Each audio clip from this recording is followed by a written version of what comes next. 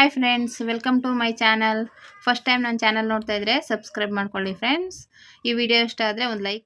Hi friends, ಇದೊಂದು ಪಾಟ್ನೆಕ್ design. ಸಿಂಪಲ್ಲಾಗಿ ಈಸಿಯಾಗಿ ಹೊಲ್ಕೋಬೋದು. ಆ ಥರದ್ದು ಇನ್ನೌಟ್ ಮಾಡ್ಕೊಬಿಡ್ಬೇಕು. ಕೆಳಗಡೆ ಸ್ಟಿಚ್ ಮಾಡಿಕೊಂಡು ಇನ್ನೌಟ್ ಮಾಡಿಕೊಂಡು ಸುತ್ತ ಸ್ಟಿಚ್ ಹಾಕೋಬೇಕು. ಇದು ನೋಡಿ, ಸೇಮ್ ಪಾಟ್ನೆಕ್ಕಲ್ಲೇ ಇದೆ. ಅಲ್ಲಿಗೆ ನಾವು ಫ್ರಿಲ್ ಇಟ್ಬಿಟ್ಟು ಸ್ಟಿಚ್ ಮಾಡುವಂಥ ಡಿಸೈನ್ ಇದು. ಈಸಿಯಾಗಿ ಮಾಡ್ಕೋಬೋದು ನೀವು, ಕಮ್ಮಿ ಬಟ್ಟೆಯಲ್ಲೇ. ಹಂಗೆ ಜಾಸ್ತಿ ಏನು ಬಟ್ಟೆ ಬೇಕಾಗಲ್ಲ. ನೋಡಿ, ಈ ರೀತಿ ಸುತ್ತ ಸ್ಟಿಚ್ ಹಾಕೋಬೇಕು. ನಾವು ಇನ್ನೌಟ್ ಮಾಡ್ಕೊಂಡ್ಬಿಟ್ಟು ಸುತ್ತ ಅದನ್ನ ಏನು ಶೇಪ್ ಇದೆ ಅದೇ ಥರ ಸ್ಟಿಚ್ ಹಾಕೋಬೇಕು. ಯಾಕೆಂದರೆ ಇದು ಫ್ರಿಲ್ ಕೊಡಬೇಕು. ಫ್ರಿಲ್ ಕೊಟ್ಬಿಟ್ಟು ಪೈಪಿಂಗ್ ಕೊಡಬೇಕು. ಅದಕ್ಕೋಸ್ಕರ ನಾವು ಇದೇ ರೀತಿ ಹಾಕೋಬೇಕು. ಬೇರೆ ಡಿಸೈನ್ಗೆಲ್ಲ ಬೇಕಂದರೆ ಇನ್ನೌಟ್ ಮಾಡ್ಕೊಂಬಿಡ್ಬೋದು, ಮೇಲೆ ಕೆಳಗೆಲ್ಲ. ಇದು ಕೆಳಗಡೆ ಮಾತ್ರ ಇನ್ನೌಟ್ ಮಾಡಿದ್ದೀನಿ, ಮೇಲೆ ಇನ್ನೌಟ್ ಮಾಡಿಲ್ಲ. ಮಾಮೂಲಿ ಸ್ಟಿಚ್ ಹಾಕೋತಾ ಇದ್ದೀನಿ.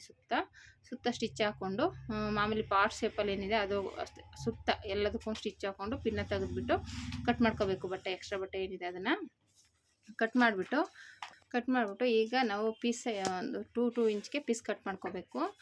ಫ್ರಿಲ್ ಕೊಡೋದಕ್ಕೆ ಬ್ಯಾಕಿಗೆ ಫ್ರಿಲ್ಲು ಅದೊಂಥರ ಸಿಂಪಲ್ಲಾಗಿ ಚಿಕ್ಕದಾಗಿ ಕೊಡುವಂಥದ್ದು ಫ್ರಿಲ್. ಇದು 2 ಇಂಚನ್ನ ಫೋಲ್ಡ್ ಮಾಡಿದ್ರೆ 1 ಇಂಚ್ ಬರುತ್ತೆ. 1 ಇಂಚು ಫ್ರಿಲ್ ಕೊಡುವಂಥ ಡಿಸೈನ್ ಇದು.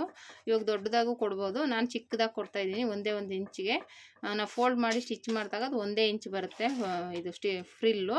ಆ ಥರ ಡಿಸೈನ್ ಇದು. ನೋಡಿ, ಈ ರೀತಿ ಕಟ್ ಮಾಡಿಕೊಂಡು ಅದನ್ನು ಜಾಯಿಂಟ್ ಮಾಡಿಕೊಂಡು ನಾವು ನೀಟಾಗಿ ಫೋಲ್ಡ್ ಮಾಡಿ ಹೊಲ್ಕೋಬೇಕು. ಹೊಲ್ದುಬಿಟ್ಟು ನಾವು ಆದರೆ ಫ್ರಿಲ್ ಇಟ್ಕೋಬೋದು, ಇಲ್ಲ ನೀವು ಡೈರೆಕ್ಟಾಗಿ ಬ್ಲೌಸ್ಗೆ ಇಡ್ಬೋದು. ನಾನು ಡೈರೆಕ್ಟಾಗಿ ಬ್ಲೌಸ್ಗೆ ಸ್ಟಿಚ್ ಫ್ರಿಲ್ ಇಟ್ಟಿದ್ದೀನಿ.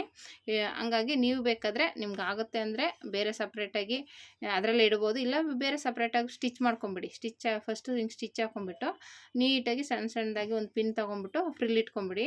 ಆಮೇಲೆ ಡೈರೆಕ್ಟಾಗಿ ಅದು ಏನು ಶೇಪ್ ಇದೆ ಅದಕ್ಕೆ ಅಟ್ಯಾಚ್ ಮಾಡ್ಕೊಳ್ಳಿ. ನಿಮಗೆ ಕಷ್ಟ ಆಗುತ್ತೆ ಅನ್ನೋದಾದರೆ, ಇಲ್ಲ ನಾನು ಡೈರೆಕ್ಟಾಗಿ ಅದರಲ್ಲೇ ಅಟ್ಯಾಚ್ ಮಾಡ್ತೀವಿ ಅಂದರೆ ಅಲ್ಲೇ ಇಟ್ಕೊಳ್ಳಿ. ನೀಟಾಗಿ ಒಂದು ಸೂಜಿನೋ ಪಿನ್ನೋ ತೊಗೊಂಬಿಟ್ಟು ನೀಟಾಗಿ ಅದರಲ್ಲಿ ನೋಡಿ ಈ ರೀತಿ ಫ್ರಿಲ್ ಕೊಟ್ಕೊಬನ್ನಿ. ಏನು ಶೇಪ್ ಇದೆ ಪಾರ್ಟ್ ಶೇಪ್ ಅದು ಅದೇ ರೀತಿಯೇ ನೀವು ಅದನ್ನು ಫ್ರಿಲ್ ಕೊಟ್ಕೊಂಬರ್ಬೇಕು. ಈ ರೀತಿ ಫ್ರಿಲ್ ಕೊಟ್ಟಾದಮೇಲೆ ಇದು ಫ್ಲವರ್ ಡಿಸೈನ್ ಇದೆ, ನೀವು ನೋಡ್ತಾ ಇರ್ಬೋದು ಅದರಲ್ಲಿ ರೆಡ್ ಕಲರು. ಅದಕ್ಕೋಸ್ಕರ ನಾನು ರೆಡ್ ಕಲರಲ್ಲಿ ಇದು ಪೈಪಿಂಗ್ ಕೊಡೋಣ ಅಂದ್ಕೊಂಡಿದ್ದೀನಿ. ಸೀರೆ ಬಂದು ಗೋಲ್ಡ್ ಕಲರ್ ಇದೆ, ಆದರೆ ಇದಕ್ಕೆ ಅದು ಆಪೋಸಿಟಾಗಿ ಒಂಥರ ಇದಾಗಿ ನೆಟ್ಟೆಡ್ ಥರ ಇದು ಬ್ಲೌಸ್ ಬಂದಿರೋದು. ಆದರೆ ಅದೇ ಕಲರ್ ಕೊಟ್ಟರೆ ಚೆನ್ನಾಗಿರಲ್ಲ. ನಾವು ಇದು ಫ್ರಿಲ್ಲು ಇಟ್ಟಿದ್ದೀನಿ, ಅದು ಸ್ವಲ್ಪ ಪೈಪಿಂಗಿಗೆ ಬೇರೆ ಕೊಡೋಣ, ಸ್ವಲ್ಪ ಲುಕ್ಕಾಗಿ ಕಾಣಿಸ್ಲಿ ಅಂದ್ಬಿಟ್ಟಿದ್ದೆ. ನಾನೇನು ಮಾಡ್ತಿದ್ದೀನಿ, ಬೇರೆ ಎಕ್ಸ್ಟ್ರಾ ಬಟ್ಟೆ ತೊಗೊಂಡು ಇದಕ್ಕೆ ಇಲ್ಲಿ ಹೂವು ಬಂದಿದೆಯಲ್ಲ ರೆಡ್ ಕಲರು, ಆ ಥರ ಒಂಥರ ಮೆರೂನ್ ಕಲರ್ ರೆಡ್ ಕಲರ್ ಇದೆ ಅದು. ಅದನ್ನು ತಗೊಂಡು ನಾವು ಪೈಪಿಂಗ್ ಕೊಟ್ಕೋಬೇಕಾಗುತ್ತೆ. ನೋಡಿ, ಈ ರೀತಿ ಸಣ್ಣದಾಗಿ ನೀಟಾಗಿ ಫ್ರಿಲ್ ಕೊಟ್ಕೋಬೇಕು. ಎಷ್ಟು ಸಣ್ಣದಾಗುತ್ತೆ ಇದು ಚಿಕ್ಕದಾಗೆ ಬರುತ್ತೆ. 1 ಇಂಚಿಗೆ ನೀಟಾಗಿ ಕೊಟ್ಕೊಳ್ಳಿ. ಒಂದೊಂದು ಇನ್ನೌಟ್ ಮಾಡಬೇಕಾಗುತ್ತೆ. ಇದು ಇನ್ನೌಟ್ ಮಾಡಿದ್ರೆ ಮೇಲೆ ಬಂದುಬಿಡುತ್ತೆ. ಹಂಗಾಗಿ ಇದು ಇನ್ನೌಟ್ ಮಾಡಲ್ಲ, ಚಿಕ್ಕದಾಗಿ ಕೊಡ್ತಾ ಇರೋದ್ರಿಂದ.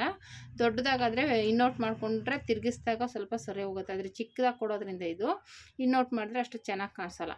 ಹಾಗಾಗಿ ನೋಡಿ, ಈ ರೀತಿ ಇನ್ನೌಟ್ ಏನು ಮಾಡಿಲ್ಲ ನಾನು, ಸುಮ್ಮನೆ ಸುತ್ತ ಇದು ಮಾಡಿದ್ದೀನಿ. ಈಗ ಡಾಟ್ ಪಾಯಿಂಟ್ ಇಟ್ಕೋಬೇಕು. ಶೋಲ್ಡರ್ ಹತ್ರ ನೀವು ಈ ರೀತಿ ಫೋಲ್ಡ್ ಮಾಡ್ಕೊಳ್ಳಿ. ಫುಲ್ಲು ಕೆಳಗಡೆವರೆಗೂ ಸೊಂಟದ ಸುತ್ತಳತೆ ಇರುತ್ತೆ, ಅಲ್ಲಿವರೆಗೂ ನೀಟಾಗಿ ಫೋಲ್ಡ್ ಮಾಡ್ಕೊಂಡು ಮಾರ್ಕ್ ಮಾಡ್ಕೊಳ್ಳಿ. ಈ ರೀತಿ ಮಾರ್ಕ್ ಮಾಡ್ಕೊಂಡಾಗ ನಮ್ಮ ಸೊಂಟದ ಸುತ್ತಳತೆ ಸಿಗುತ್ತೆ. ಡಾಟ್ ಪಾಯಿಂಟ್ ಹಿಡಿಯೋಕ್ಕೆ ಅಲ್ಲಿ ಇಟ್ಕೊಂಡು ನೀಟಾಗಿ ಸ್ಟಿಚ್ ಮಾಡ್ಕೊಳ್ಳಿ. ಒಂದು ಮೇಲ್ಗಡೆ ಎಷ್ಟು ಹಿಡಿತೀರೋ ಕೆಳಗಡೆ ತುದಿಗೆ ಬರಬೇಕು ಅದು ಸ್ಟಿಚ್ಚು.